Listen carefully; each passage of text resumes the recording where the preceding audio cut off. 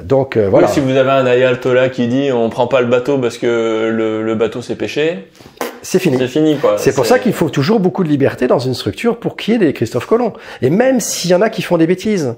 Bon, c'est pour ça que quand je vois, par exemple, des compagnies d'assurance qui disent il faut pas assurer les gens qui font de la spéléologie ou de l'alpinisme, ça me rend fou. Moi, je ferai jamais de la spéléologie ou de l'alpinisme, mais je suis ravi de payer des cotisations pour que des gens fassent ça. Oui, bien sûr.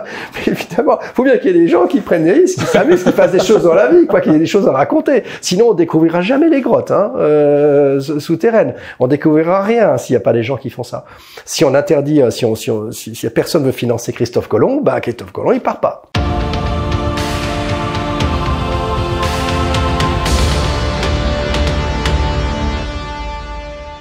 Didier Darté, bonjour. Bonjour Richard. Merci d'être avec nous aujourd'hui. Je voulais t'interroger sur un autre axe justement qui est utilisé dans Nestor, là, le logiciel d'anticipation des marchés qu'on va bientôt mettre sur le marché. On a parlé. Voilà, il y a un axe qui oppose deux économistes pour représenter, pour imager cette dimension.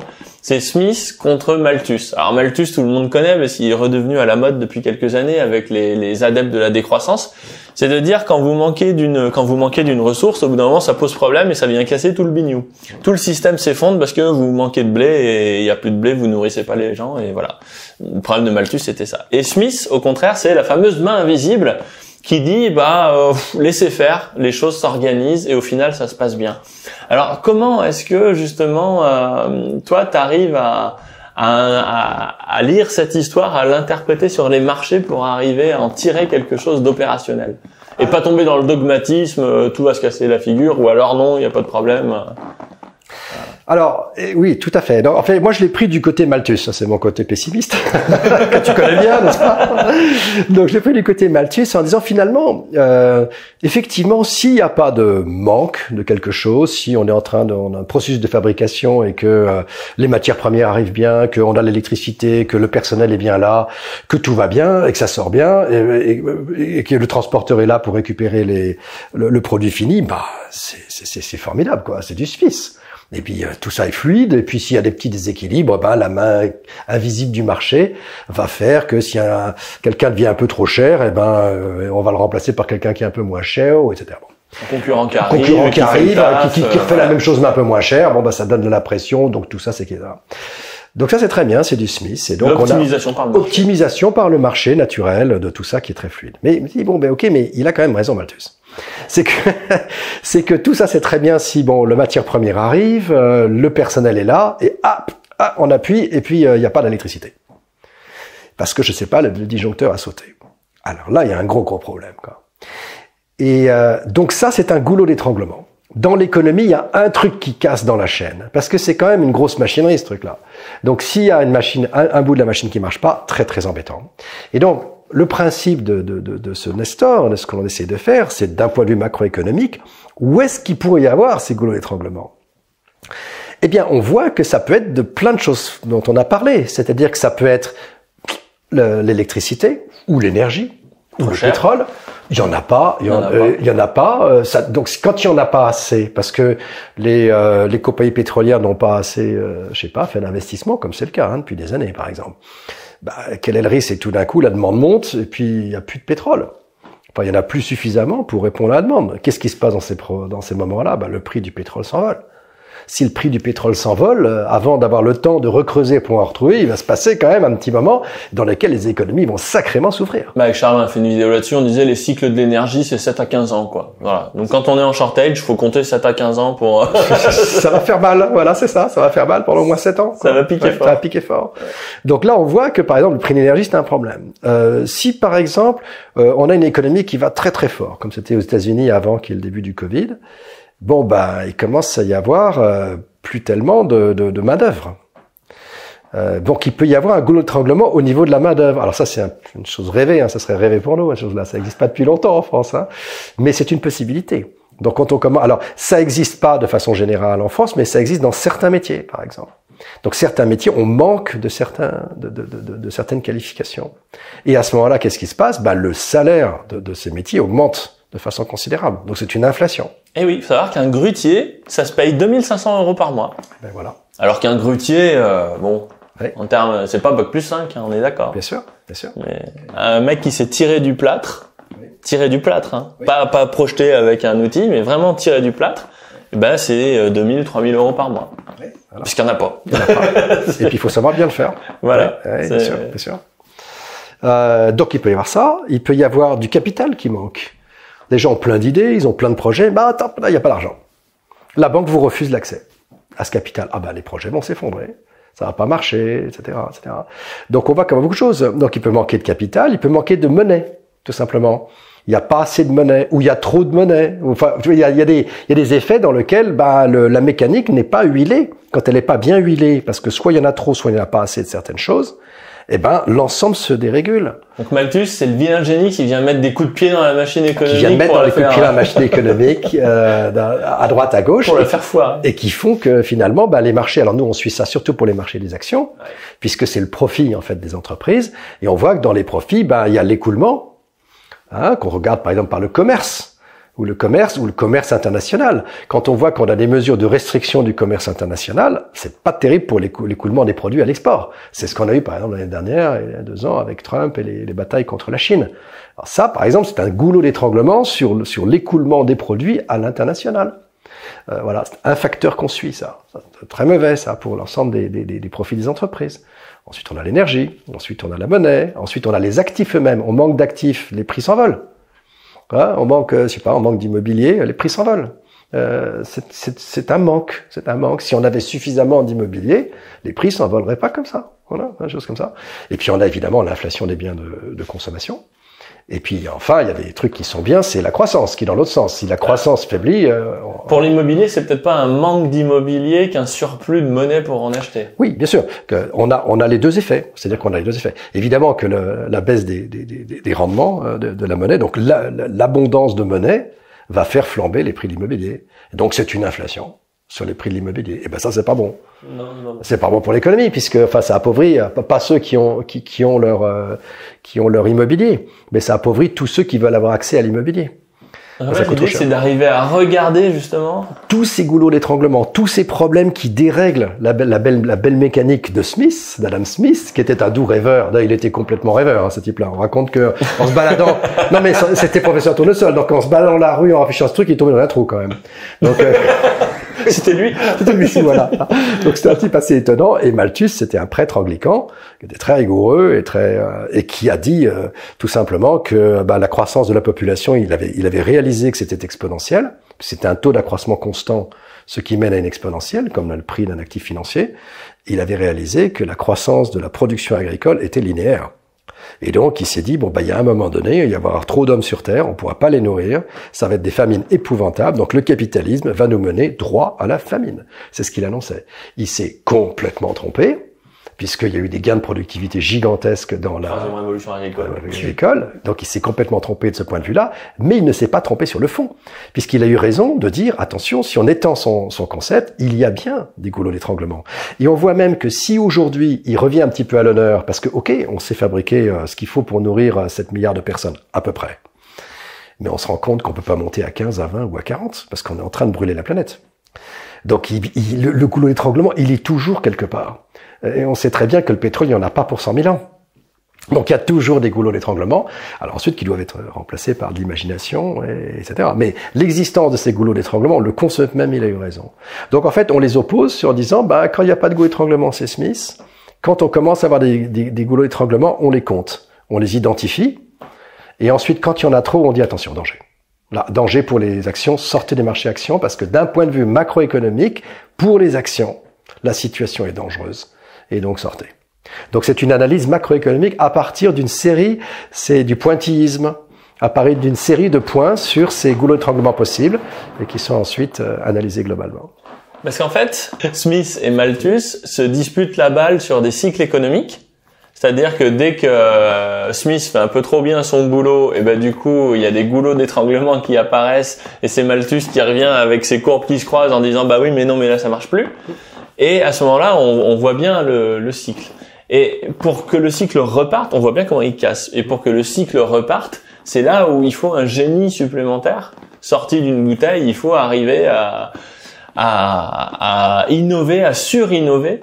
Et c'est là un moment où Schumpeter va arriver en disant il faut casser les fondamentaux parce que là ça ne marche plus, on est arrivé à un maximum et il faut casser les monopoles, il faut casser la machine en place pour remettre des nouveaux Oui, alors je pense que tu as tout à fait raison en ce sens que Malthus et Smith, c'est sûr, ça crée du cycle avec ces goulots d'étranglement qui s'épurent et puis ensuite ça repart. Mais au bout du bout, il faut quand même qu'il y ait une croissance de la productivité pour qu'il y ait une croissance sur le long terme. C'est-à-dire qu'on fait mieux ou plus avec moins. Et ça, c'est de la productivité. Une dérive schumpeterienne. Une dérive schumpeterienne, voilà, une dérive schumpeterienne. Et c'est Schumpeter qui a tout à fait compris ça, qui a dit, voilà, sa destruction. Le match, en fait. Et alors, il arbitre le match, enfin, c'est sous un autre angle. Il arbitre le match sur la création, de productivité, c'est-à-dire la tendance qui va faire qu'on va avoir une croissance. Parce que pour avoir de la croissance, il y a deux choses, une croissance, il y a le nombre de personnes, et ensuite, il y a la capacité de produire par personne. Donc, et cette capacité de production par personne, c'est la productivité quand elle monte. Donc, si on dit la croissance monte parce qu'on a 10 milliards de plus sur Terre, on vivra pas tous mieux, hein. On vivra plutôt moins bien, hein. Par contre, si on dit la croissance monte parce qu'on reste à 7 milliards, mais on arrive à produire 2 fois plus avec 2 fois moins, eh ben, on sera tous beaucoup mieux. Donc là, et c'est là où on a besoin pour faire ça d'innovation. Et pour faire de l'innovation, ben, il faut que le capital aille vers ceux qui ont des bonnes idées, et donc il faut qu'il y ait une création destructrice. Est-ce qu'on peut dire que lorsque Smith et Malthus s'affrontent, on est sur un range, on est flat. C'est-à-dire que ça monte, ensuite, parce que Smith fait bien son boulot, ensuite Malthus arrive en disant oui mais il n'y a plus assez de quoi nourrir les gens, donc du coup, poum, il y a la moitié de la population qui meurt, on redescend, et puis après Adams refait son boulot parce qu'il y a des marges de manœuvre, et puis voilà, on arrive. Mais on est flat, on a une tendance plate. Oui. Et puis après, si on arrive quand même à faire progresser un peu la population, la productivité augmente en même temps que la population. C'est ce qui s'est passé d'ailleurs pendant 2000, 3000 ou 4000 ans. C'est-à-dire que la croissance économique mondiale, elle était légèrement pentue. Voilà. Ouais. Et puis après, vous avez Schumpeter qui arrive en disant, attendez les gars, si au lieu de là le blé à la main avec la pioche c'est bien, mais enfin si vous utilisiez un buffle, ce serait quand même plus pratique. Et c'est là où on peut vraiment, on a toujours ces cycles, oui, mais on arrive à lui donner une pente croissante, quoi. Je suis tout à fait d'accord. C'est-à-dire que Malthus et Smith, c'est à population égale, c'est plat. Voilà. C'est des cycles. Et puis. Et ça nous intéresse les cycles parce que du coup nous on travaille là-dessus pour dire là on est en haut, là on est en bas, quoi. C'est ça qu'on devine avec Adam. Absolument. Ces concepts dont nous parlons avec Didier, nous les mettons en œuvre sous forme d'outils dans notre plateforme d'assistance à la gestion libre, Nestor. Par exemple, dans les cadrans financiers de Nestor, on a pu observer cette contrainte malthusienne commencer à apparaître entre l'Asie et les USA entre janvier et février 2021. Cet indicateur est mis à jour tous les mois. Dans le détail de ces indicateurs, on a pu voir que c'est le commerce mondial qui posait problème.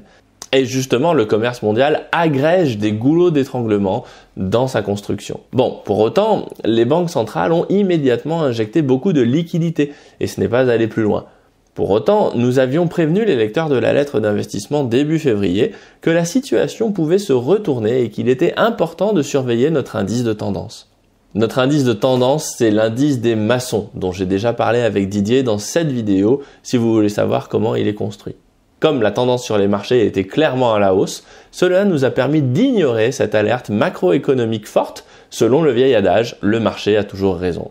C'est ça que nous essayons de faire, modéliser à la fois la macroéconomie et le sentiment des marchés afin de se positionner en fonction d'une stratégie rationnelle et non émotionnelle, bien que nos indicateurs prennent en compte l'émotion des marchés. Encore une fois, si vous voulez voir comment est construit l'indice des maçons, je vous recommande cette vidéo avec Didier parce que ça vaut vraiment le coup. La prochaine étape pour Nestor, ce sera l'implémentation de la matrice économique de Gave-Cal, qui a été modélisée par Charles Gave en 1978. Aujourd'hui, nous avons les ordinateurs et les données suffisantes pour pouvoir la rendre vivante, active. Et ça, c'est plutôt chouette. L'idée est la suivante. Les cadrans financiers nous donnent le climat macroéconomique du point de vue des marchés financiers. Les cadrans économiques nous indiquent le type d'actifs qu'il faut acheter ou vendre en fonction de la situation économique. Et enfin, notre indice des maçons jouera le rôle d'indicateur avancé pour déclencher un achat ou une vente sur l'un des 25 marchés que nous surveillons à l'échelle de la journée. Bon, tout n'est pas prêt, hein, mais je suis très content de l'avancement de ce projet. Il nous reste du boulot puisque l'on va inclure un système d'alerte automatique par email, on va pousser les outils de gestion de votre portefeuille et j'ai bien d'autres idées. Mais pour l'instant, pour ceux qui veulent rentrer avant les autres pour utiliser ce qui est déjà disponible et bénéficier d'un tarif plus bas, en accès anticipé, vous pouvez vous abonner en cliquant sur la fiche qui apparaît en haut à droite de l'écran ou via les liens en description. Il y a deux façons de faire de la valeur, en fait, de faire de la productivité. Il y a une première façon qui est Schumpeter. Donc, il dit, bon, tout simplement, il faut inventer quelque chose de nouveau. Voilà, en gros, c'est ça. Hein, voilà. Et il y en a une autre qui est Ricardo. Enfin, moi, je dirais, c'est dans le concept qui est Ricardo, David Ricardo, et qui consiste à dire, bon, on a un existant, on peut l'optimiser mieux. Voilà. On a un optimisant. Bon, par exemple, on a tous des voitures. Sans rien inventer. Sans rien inventer, on a des voitures et puis finalement, les voitures, on les utilise pas beaucoup. Donc il y a un petit malin qui arrive en disant, vous pouvez louer votre voiture à celui qui en a besoin à côté. Comme ça, quelqu'un utilise votre voiture quand elle est censée être immobilisée. Donc, ou alors votre appartement. Vous pouvez louer votre appartement quand vous êtes en déplacement. Ça, ce n'est que de l'optimisation d'un capital fixe. Vous avez un appartement, voilà, vous partez 15 jours en vacances, plutôt que de le laisser vide, vous passez par Airbnb et le type il vous loue et donc vous avez optimisé au regard de la société, vous avez utilisé à plein cet appartement tout le temps pour sa fonction qui est d'héberger quelqu'un. Bon, ça vous plaît ou ça vous plaît pas d'avoir quelqu'un chez vous, ça c'est autre chose, hein. Mais voilà. Et donc ça c'est de l'optimisation ricardienne. Parfaitement ricardienne. Et ça marche très très bien aussi. Donc en fait ce qu'on a eu depuis 20 ans, c'est un peu un mélange des deux. On a eu beaucoup de Ricardo quand même. À partir du moment où on fait de la mondialisation, on fait beaucoup de Ricardo. On essaie d'optimiser l'existant, etc. Là, si on commence à refermer les frontières, les Ricardo, c'est un peu fini. C'est l'optimisation du fait qu'on peut aller produire ça moins cher là-bas en Thaïlande, ce produit-là en Thaïlande, celui-là à droite, et qu'on assemble toutes les chaînes quelque part et que tout ça, ça nous fait le produit le moins cher. Donc ces chaînes de production complètement éclatées dans le monde est plat, on va optimiser toutes les chaînes de production pour remonter un produit. Bon, si la mondialisation fait un gros pas en arrière, l'optimisation ricardienne, elle va en prendre un gros coup. Elle va souffrir. Donc ça veut dire que la productivité va chuter.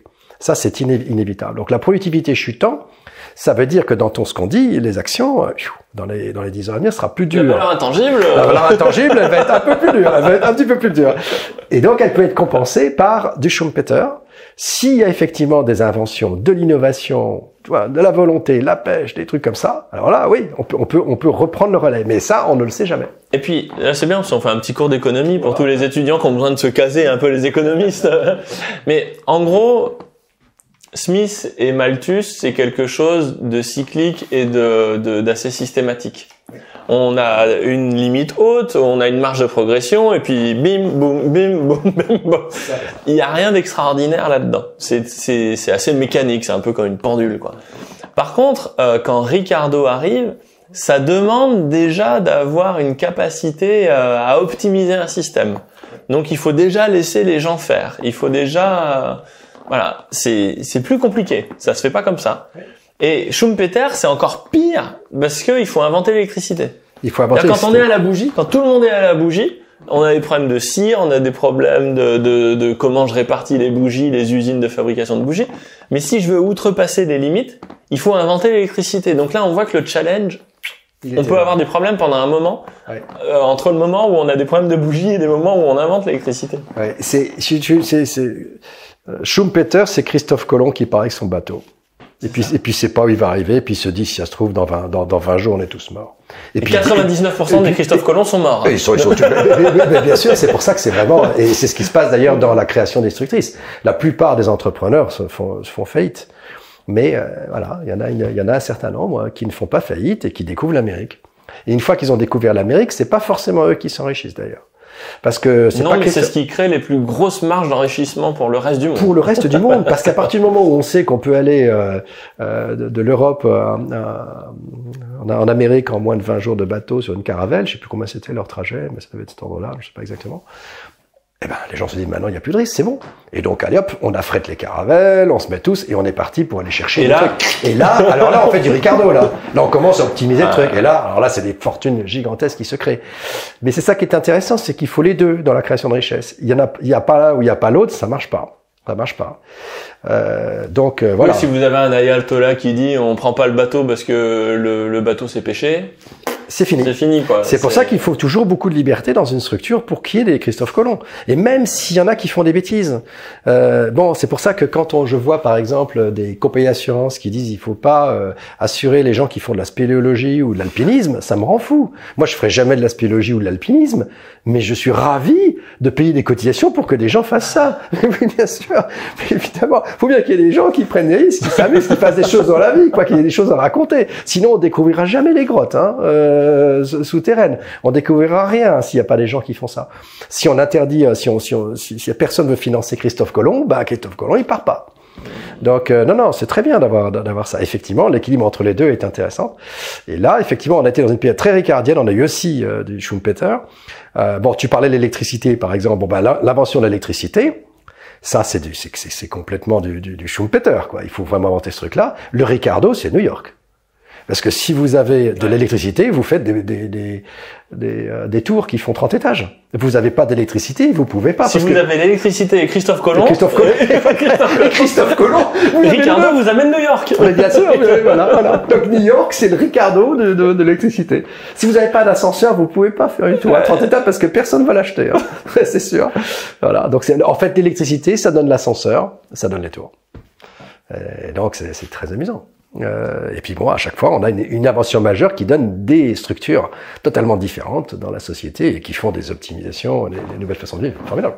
Et si on passe du temps là-dessus, c'est parce qu'en fait, on est vraiment en train de développer des outils dans Nestor qui permettent d'arriver à comprendre, à décortiquer ces cycles de façon très quantitative sur les marchés, afin justement d'arriver à pas se faire prendre au piège dans ces retournements de cycle. Oui. Et ça, c'est très complexe. Et c'est pour ça que des fois, je dis souvent, je me souviens, c'est il y a 3 ans, je crois, ou 2 ans, la première interview avec Charles, et on avait parlé de cette boîte qu'il avait fait sur l'intelligence artificielle, et il me disait, on essaye de reprendre toutes les règles qu'il a écumées dans sa vie depuis 50 ans sur les marchés, et y compris les règles que Didier a écumées sur les marchés, puis ça fait un moment aussi, toi, que t'es sur les marchés.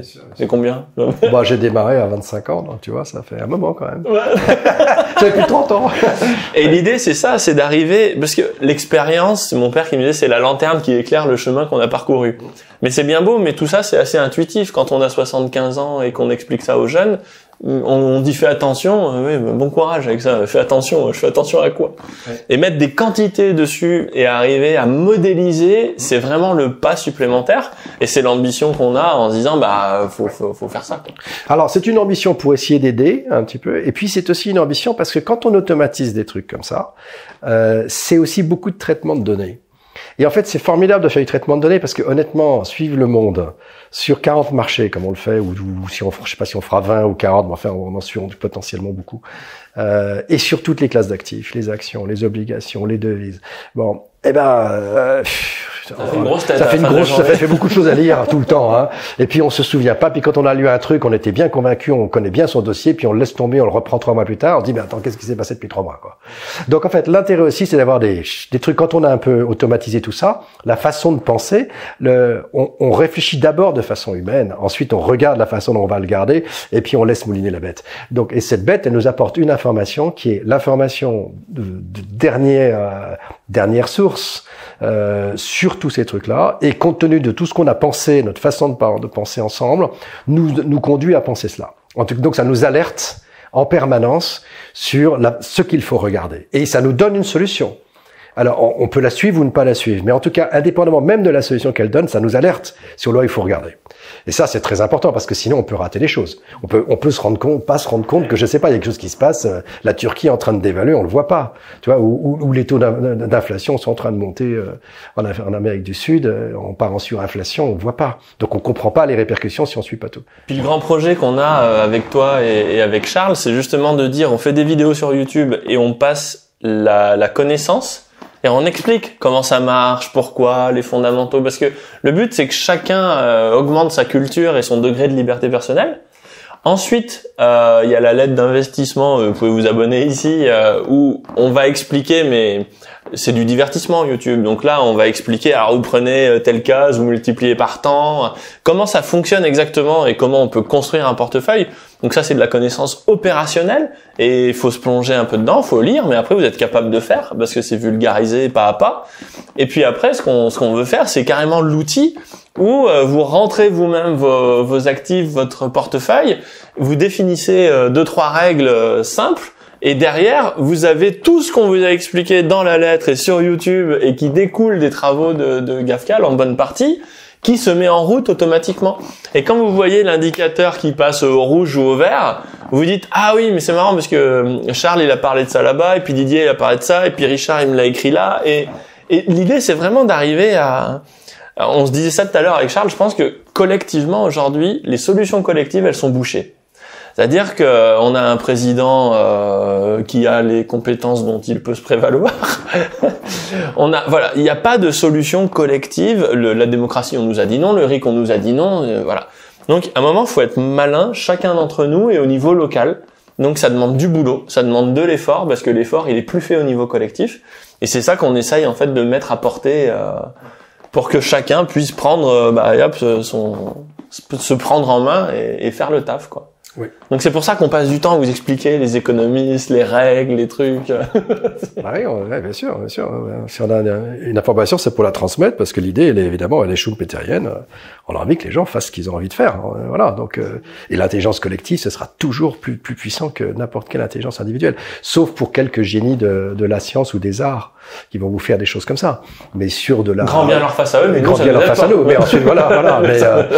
Mais derrière, bon voilà, c'est tout ça pour dire que le risque n'est pas mauvais en soi, au contraire. Il faut prendre des risques, et puis si on peut trouver des gens qui vous aident à comprendre votre environnement dans ce que vous ne savez pas, tant mieux. Il faut le partager. Voilà, c'est ça. C'est ce qu'on fait tous en partageant avec des gens qui ont des compétences ou des amis. C'est ce qu'on fait. Apprendre de l'autre sur ses risques pour essayer de soi-même choisir des trajectoires qui sont personnelles. Merci Didier. Merci à toi.